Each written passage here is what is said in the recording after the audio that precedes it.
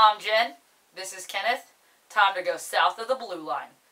This summer, the hockey world lost one of the greats, a man named Gordie Howe. And we are going to have a moment of silence.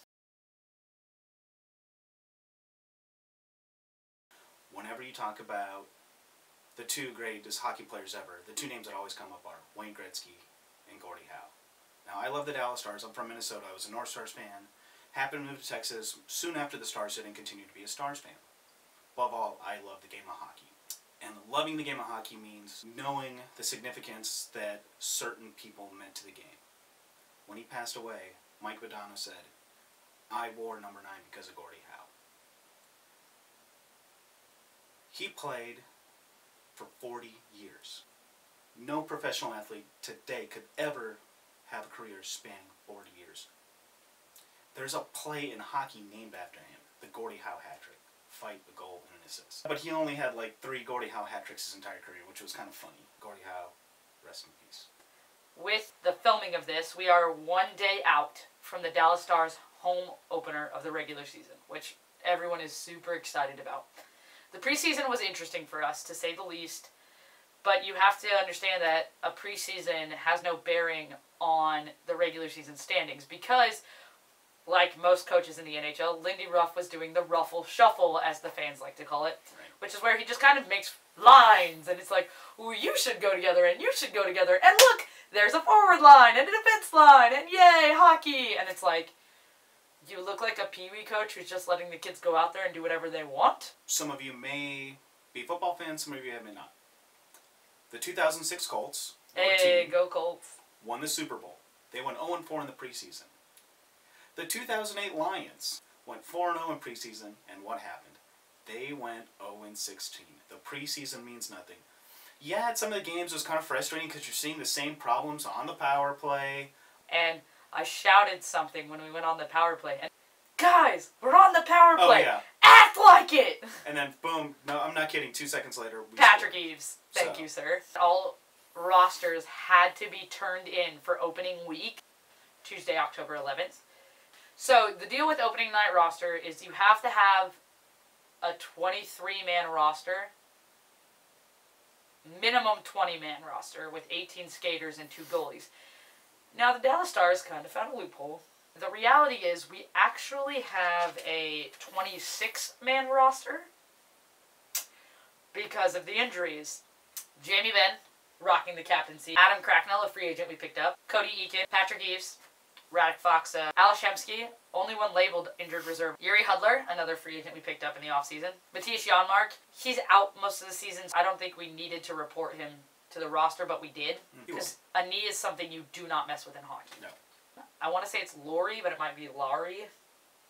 Korpikoski, big free agent pickup literally 2 days ago. Calgary released him from his official tryout, and Mill was like, and we'll take Corpy, thank you. Brett Ritchie, Curtis McKenzie, Antoine Roussel. Roo. I am so excited for our angry Frenchman to be back. Angry married and father Frenchman. Yes, congrats, Roo. Tyler Sagan. I think he's been officially cleared for opening night, which is awesome. Couple of guys not on the list, but injured with possible potential. I think they're just going to be scratches. Jason Dickinson and Devin Shore. And then the gentleman wearing the A's this year for us, Patrick Sharp and Jason Spezza. Defense, Jordie Benn. Last season, I became known as the Jordie Benn apologist, which, you know, prior era, all my friends knew me as the Trevor Daley apologist. So, hey, but we love Trevor here. yes. I am currently wearing a Daley jersey, just so we're clear. And congratulations, Mr. Daley, on winning your Stanley Cup. Dan Hainhughes, who was another free agent we picked up. Stephen Johns, the fan favorite that came up out of nowhere last year and showed us exactly why he was worth the trade. John Klingberg, our favorite Swede. lovable goof. We love our Swedes. Patrick Nemeth, who shaved, by the way.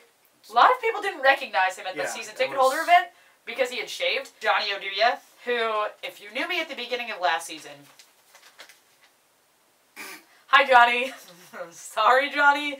I yelled some very, very, very angry things at you, sir. But if you ask anybody who sat near me towards the end of the season, especially my friend Jess, I became a big Johnny Oduya fan.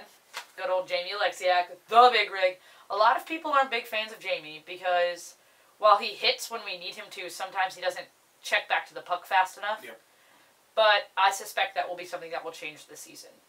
Esselindale, our attendees, Lettinen and Niemi. I will admit that I wouldn't be surprised if halfway through the season we watch one of our attendees disappear. And, you know, that is my biggest concern is goaltender. And I think our 2-goal system works when we use it correctly. However, you know, we've seen time and time again. We had some games in the regular season too, but where neither guy had it one particular night, and you know, we give up 5, 6, 7 goals in one game.